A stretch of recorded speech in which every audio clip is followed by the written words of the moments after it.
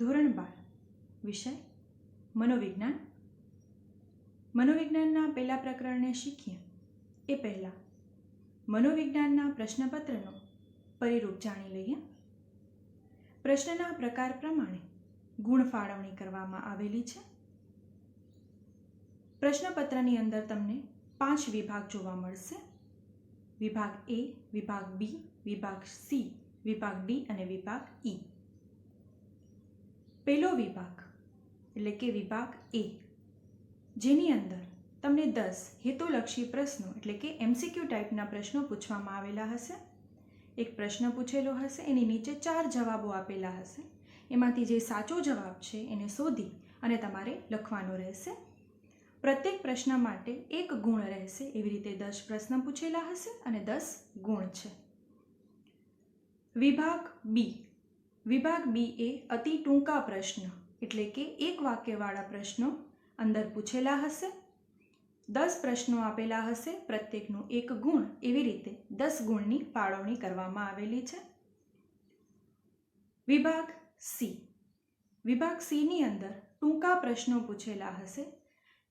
તમને 11 પ્રશ્ન પૂછેલા હશે અને પ્રત્યેક માટે તમને 2 ગુણની ફાળવણી કરવામાં આવી છે. આવી રીતે 11 પ્રશ્ન અને 22 ગુણ આપેલા છે. એના પછી વાત કરીએ તો વિભાગ ડી, જેની અંદર લાંબા પ્રશ્નો એટલે કે મુદ્દાસર પ્રશ્ન પૂછેલા હશે. એ પણ તમને 11 પ્રશ્ન પૂછેલા હશે અને પ્રત્યેક પ્રશ્ન માટે 3 ગુણની ફાળવણી કરવામાં આવી છે. આવી રીતે 11 પ્રશ્ન અને 33 ગુણ. પછી વાત કરીએ વિભાગ ઈ એટલે કે નિબંધ પ્રકારના પ્રશ્ન અથવા તો સવિસ્તાર પ્રશ્ન. તમને 5 સવિસ્તાર પ્રશ્ન પૂછેલા હશે અને પ્રત્યેક માટે 5 ગુણની ફાળવણી કરવામાં આવી હશે. આવી રીતે આ પ્રશ્ન ટોટલ 25 ગુણમાં વિભાજિત કરવામાં આવેલો છે. આમ કુલ પ્રશ્નપત્રની અંદર 47 પ્રશ્ન હશે અને ટોટલ ગુણ હશે એના 100. હવે આપણે પહેલું પ્રકરણ આજે શરૂ કરવા જઈ રહ્યા છીએ. પ્રકરણનું નામ છે સંવેદન, ધ્યાન અને પ્રત્યક્ષીકરણ. આપણો સૌથી પહેલો મુદ્દો એટલે સંવેદન. સંવેદનને સમજવા માટે એના અર્થ અને સમજૂતી ખૂબ જ મહત્વની છે. હું તમને એક ઉદાહરણ આપું. તમે એક બરફનો ટુકડો લીધો. એ બરફના ટુકડાને તમે હાથ પર રાખ્યો. તમે શું અનુભવ્યું? કે બરફનો ટુકડો ઠંડો છે. આ અનુભવ એટલે જ સંવેદન. હવે સંવેદનની વ્યાખ્યા જોઈએ. સંવેદન એટલે જ્ઞાનેન્દ્રિયો દ્વારા થતો ઉદ્દીપકનો અનુભવ. સંવેદન એટલે જ્ઞાનેન્દ્રિયો દ્વારા થતો ઉદ્દીપકનો અનુભવ. ઉદ્દીપક પ્રવાહી સ્વરૂપે હોઈ શકે, કોઈ પદાર્થ સ્વરૂપે હોઈ શકે, કોઈ વ્યક્તિ સ્વરૂપે હોઈ શકે. તો જ્યારે પણ તમે કોઈ ઉદ્દીપકનો અનુભવ કરો છો, શેના દ્વારા? તો કે જ્ઞાનેન્દ્રિયો દ્વારા. આપણી પાસે 5 જ્ઞાનેન્દ્રિયો છે: આંખ, કાન, નાક, જીભ અને ત્વચા એટલે કે ચામડી. આ 5 જ્ઞાનેન્દ્રિયો દ્વારા તમે જે પણ ઉદ્દીપક, પદાર્થ, વ્યક્તિ આ બધાનો અનુભવ કરો છો, આ અનુભવ એટલે સંવેદન. કોઈ પણ પ્રકારના બાહ્ય ઉદ્દીપકની અસર માનવીની જ્ઞાનેન્દ્રિય પર થાય છે, જેનાથી તેના આંતરવાહી તંતુઓ ઉત્તેજાય અને મગજના ચોક્કસ ભાગને સંદેશો એટલે કે મેસેજ પહોંચે છે. તેને સંવેદન કહે છે. ફરીથી એક વખત જોઈએ તો કોઈ પણ પ્રકારના બાહ્ય ઉદ્દીપકની અસર માનવીની જ્ઞાનેન્દ્રિય પર થાય, જેનાથી તેના આંતરવાહી તંતુઓ ઉત્તેજાય અને મગજના ચોક્કસ ભાગને સંદેશો પહોંચે, તેને સંવેદન કહેવામાં આવે છે. સંવેદનની હજી એક વ્યાખ્યા જોઈએ તો સંવેદન એટલે સભાનતામાં સર્જાતું એવું પરિવર્તન કે જે ચેતાતંતુઓની અસાધારણ ઉત્તેજના મગજમાંના સંવેદન વિસ્તાર કેન્દ્ર સુધી પહોંચવાથી ઉત્પન્ન થાય છે. સંવેદન એટલે શું? સભાનતામાં સર્જાતું એવું પરિવર્તન કે જે ચેતાતંતુઓની અસાધારણ ઉત્તેજના મગજમાંના સંવેદન વિસ્તાર કેન્દ્ર સુધી પહોંચવાથી ઉત્પન્ન થાય છે. તો આ છે સંવેદનનો અર્થ અને સમજૂતી. જો તમને 1 માર્કમાં પૂછાય તો તમે એકાદ બે વ્યાખ્યા લખી છોડી શકો છો. તમને 2 માર્ક્સમાં પૂછાય તો આટલું લખવું અનિવાર્ય બની રહે છે, તો તમને 2 માર્ક્સ આસાનીથી મળી શકે છે. સંવેદનના અનુભવની વિશેષતાને ધ્યાનમાં લેતા સંવેદકોને 3 ભાગમાં વિભાજિત કરવામાં આવ્યા છે. એમાં પહેલું બાહ્ય સંવેદનો. બાહ્ય પર્યાવરણમાં રહેલા વિવિધ ઉદ્દીપકો જેવા કે પ્રકાશ, ધ્વનિ, ગરમી, ઠંડી, સ્પર્શ, દબાણ તેમજ વિવિધ રસાયણો વગેરેમાં થતા ફેરફારો આપણી વિવિધ જ્ઞાનેન્દ્રિયોને ઉદ્દીપ્ત એટલે કે જાગૃત કરે છે અને જેને પરિણામે વિવિધ સંવેદનનો અનુભવ થાય છે. જેમ કે આપણે કોઈ બગીચામાં ગયા હોઈએ ત્યારે એની અંદર સરસ મજાના ફૂલો ઉગ્યા હોય, એની સુગંધ માણીએ છીએ, તો એ છે બાહ્ય સંવેદક. હવે છે શરીર સંવેદક. બાહ્ય વાતાવરણમાંના ઘટકોની જેમ શરીરના વિવિધ આંતરિક અવયવોની રચના વિવિધ સંવેદન માટે જવાબદાર હોય છે. જેમ કે શ્રવણ સંવેદન માટે સૂક્ષ્મ વાળકોષો, જેના દ્વારા આપણે સાંભળી શકીએ છીએ એટલે કે સાંભળવાનો અનુભવ થાય છે, તો એ એના માટે જવાબદાર છે. ત્રીજું છે આંતરિક સંવેદકો. શરીરના આંતરિક અવયવોમાં થતા ફેરફારોને કારણે કેટલાક સંવેદનોનો અનુભવ થાય છે. જેમ કે હોજરી ખાલી થવાથી ભૂખ. જ્યારે આપણે ભૂખ લાગી હોય એ ખ્યાલ આવે છે. ક્યારે? તો કે હોજરી ખાલી થાય છે ત્યારે મગજને એક સંદેશો પહોંચે છે. એના દ્વારા આપણે માહિતી પ્રાપ્ત થાય છે કે મને હવે ખાવાની જરૂર છે, મને ભૂખ લાગી છે. ગળામાં સોસ પડવાથી તરસનો અનુભવ થવો. ફેફસા કે રક્તવાહિનીઓમાં થતા ફેરફારથી ગભરામણ વગેરેનો અનુભવ થવો. તો સંવેદનના અનુભવની વિશેષતાને ધ્યાનમાં લેતા સંવેદકોને 3 ભાગમાં આવી રીતે વિભાજિત કરવામાં આવ્યું છે: બાહ્ય સંવેદકો, શારીરિક સંવેદકો અને આંતરિક સંવેદકો. હવે આપણે આપણું પ્રથમ સંવેદન સમજવા જઈ રહ્યા છીએ, જેનું નામ છે દ્રષ્ટિ સંવેદન. સંવેદનના 5 પ્રકાર પાડેલા છે. શેના દ્વારા? તો કે જ્ઞાનેન્દ્રિયો દ્વારા.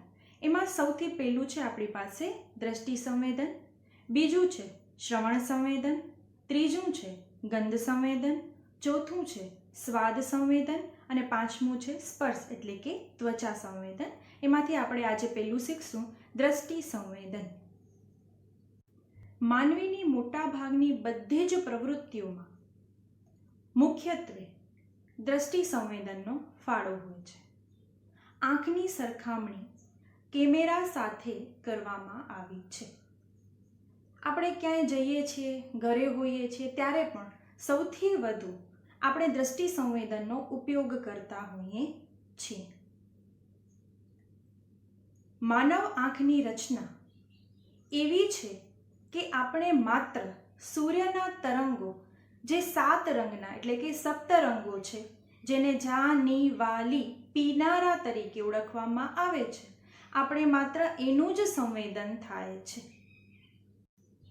આંખની સંવેદનશીલતા નાજુક અને તીક્ષ્ણ હોય છે. સામાન્ય માનવી અંધારાથી લઈ અને અત્યંત ઉજ્જવળતામાં પણ જોઈ શકે છે. આપણે સૌ જાણીએ છીએ, અચાનક લાઇટ જાય, જો અંધારું હોય તો થોડી વાર લાગે છે આપણી આંખોને સેટ થવા માટે, પરંતુ ત્યારબાદ ધીરે ધીરે આપણે અંધારામાં પણ જોઈ શકીએ છીએ. તો આંખની સંવેદનશીલતા કેવી છે? નાજુક અને તીક્ષ્ણ. અને આપણે અંધારાથી લઈ અને અત્યંત ઉજ્જવળતામાં પણ જોઈ શકીએ છીએ. હવે આપણે આંખની બાહ્ય રચના જોઈએ. આકૃતિ 1.1માં દર્શાવ્યા મુજબની બાહ્ય રચના સામાન્ય રીતે આપણે અરીસા સામે ઊભા હોઈએ ત્યારે કે આપણે બીજાની આંખને જોઈએ ત્યારે દેખાય છે. તેમાં જે ભાગ સફેદ રંગનો દેખાય છે તેને અક્ષિપટલ કહેવામાં આવે છે. તમે આકૃતિમાં જોઈ શકો છો કે આંખનો જે સફેદ ભાગ છે તેને શું કહેવામાં આવે છે? તો કે અક્ષિપટલ કહેવામાં આવે છે. અક્ષિપટલ સફેદ તંતુઓનો બનેલો અપારદર્શક છે. તેને કારણે આંખની અંદરના ભાગનું રક્ષણ થાય છે. આંખના ડોળાનો કાળો ભાગ જે પારદર્શક છે અને જેના માધ્યમથી પ્રકાશનું કિરણ આંખમાં પ્રવેશી શકે છે તેને દકપટલ કહે છે. આંખના ડોળાનો કાળો ભાગ જે કેવો છે? પારદર્શક છે. જેના માધ્યમથી પ્રકાશનું કિરણ આંખમાં પ્રવેશી શકે છે તેને શું કહેવામાં આવે છે? તો કે દકપટલ કહેવામાં આવે છે. આંખના સફેદ ભાગમાં વચ્ચે દેખાતો કાળો ભૂખરો કે માંજરો ગોળ ભાગ કૃષ્ણમંડળના સ્નાયુઓ છે, જેને કારણે આંખનો રંગ દેખાય છે. એટલે કે જે આપણે કીકી જોઈએ છીએ એ શું છે? તો કે કૃષ્ણમંડળના સ્નાયુઓ છે, જેને કારણે આપણી આંખનો રંગ દેખાય છે. કાળી છે, માંજરી છે, ભૂરી છે, આ વિવિધ રંગો જે આપણી આંખની કીકીમાં દેખાઈ રહ્યા છે એ કોને આભારી છે? તો કે કૃષ્ણમંડળના સ્નાયુઓને આભારી છે. આ કૃષ્ણમંડળના સ્નાયુઓ પરસ્પર સંકળાયેલા કે સ્પર્શતા નથી. તેમની વચ્ચે રહેલી જગ્યાને કીકી તરીકે ઓળખવામાં આવે છે. અને કીકી એ કોઈ અવ્યય નથી, પણ 1/8 ઇંચનું છિદ્ર છે. તો આ હતી કીકીની બાહ્ય રચના. આપણે આંખની બાહ્ય રચના જોઈ. હવે આપણે આંખની આંતરિક રચના જોઈશું. દ્રષ્ટિ સંવેદન માટે સર્વપ્રથમ પ્રકાશનું કિરણ દકપટલમાંથી કીકી અને નેત્રમણીમાંથી પસાર થઈને નેત્રપટલના ચોક્કસ ભાગ સુધી પહોંચે છે. ત્યાંથી દ્રષ્ટિ ચેતાઓ મારફતે વસ્તુનું પ્રતિબિંબ મસ્તિષ્ક છાલના પશ્વખંડમાં આવેલા દ્રષ્ટિ સંવેદન વિસ્તારમાં પહોંચે છે, જેને કારણે દ્રષ્ટિ સંવેદનનો અનુભવ થાય છે. એટલે કે આપણે પદાર્થ અથવા તો ઉદ્દીપકને જોઈ શકીએ છીએ. ફરીથી એક વખત સમજીએ. દ્રષ્ટિ સંવેદન માટે સર્વપ્રથમ પ્રકાશનું કિરણ દકપટલમાંથી કીકી અને નેત્રમણીમાંથી પસાર થઈને નેત્રપટલના ચોક્કસ ભાગ સુધી પહોંચે છે. ત્યાંથી દ્રષ્ટિ ચેતાઓ મારફતે વસ્તુનું પ્રતિબિંબ મસ્તિષ્ક છાલના પશ્વખંડમાં આવેલા દ્રષ્ટિ સંવેદન વિસ્તારમાં પહોંચે છે, જેને કારણે દ્રષ્ટિ સંવેદનનો અનુભવ થાય છે. એટલે કે પદાર્થ દેખાય છે. કૃષ્ણમંડળના સ્નાયુઓ પ્રકાશની તીવ્રતા પ્રત્યે અતિ સંવેદનશીલ હોય છે. પ્રકાશનું પ્રમાણ વધે તો કૃષ્ણમંડળના સ્નાયુઓ વિસ્તાર પામે છે, પરિણામે કીકી નાની બને છે. અને જો પ્રકાશનું પ્રમાણ ઘટે તો કૃષ્ણમંડળના સ્નાયુઓ સંકોચાય અને કીકીનું કદ વધે છે. ફરીથી એક વખત જોઈએ તો કૃષ્ણમંડળના સ્નાયુઓ પ્રકાશની તીવ્રતા પ્રત્યે અતિ સંવેદનશીલ હોય છે. પ્રકાશનું પ્રમાણ વધે તો કૃષ્ણમંડળના સ્નાયુઓ વિસ્તાર પામે છે, પરિણામે કીકી નાની બને છે. અને જો પ્રકાશનું પ્રમાણ ઘટે તો કૃષ્ણમંડળના સ્નાયુઓ સંકોચાય છે અને કીકીનું કદ વધે છે. નજીકના કે દૂર રહેલા પદાર્થના સંવેદન માટે નેત્રમણી અને સિલિયરી સ્નાયુઓ જવાબદાર હોય છે. ઘણી વખત આ પ્રશ્ન એક વાક્યમાં પૂછાયેલો છે કે નજીકના કે દૂરના પદાર્થના સંવેદન માટે કોણ જવાબદાર છે? તો કે નેત્રમણી અને સિલિયરી સ્નાયુઓ, જેના કારણે આપણે નજીકનું અને દૂરનું જોઈ શકીએ છીએ.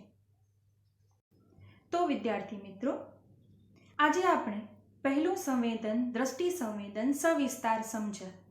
જો તમે આવી રીતે વ્યવસ્થિત મુદ્દા પાડીને લખો અને આ પ્રશ્ન 5 માર્ક્સની અંદર પૂછાણો તો તમે આકૃતિ પણ દોરી શકો છો આની અંદર, અને આવી રીતે મુદ્દાસર લખશો તો તમને 5 માર્ક્સ મળી જશે.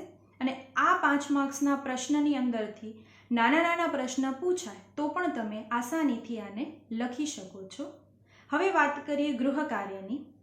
તો ગૃહ કાર્યમાં તમારે સંવેદનની સમજૂતી આપવાની છે અને દ્રષ્ટિ સંવેદન આકૃતિ સહ સમજાવવાનું છે. નમસ્કાર.